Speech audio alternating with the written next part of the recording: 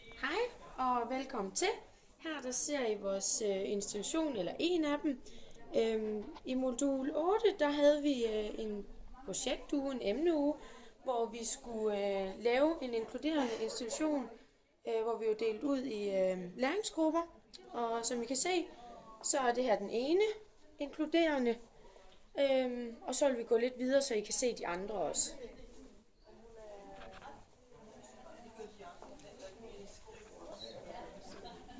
Her ser I en af de andre inkluderende institutioner, hvor der blandt andet er noget med dyr, og der er meget natur, have, planter.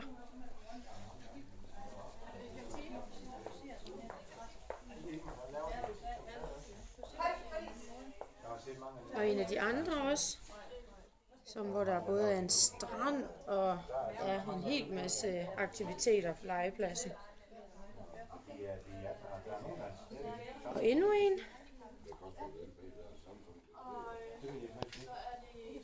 Nå ja, det var det også i starten. Okay. Og der er også noget med nogle dyr her. Det var en stor indfik med film på sin afgang. Der var helt rødt, og der var BSA og de... Der er får, der er kaniner, der er grise og geder og heste. Er det ikke bare flot?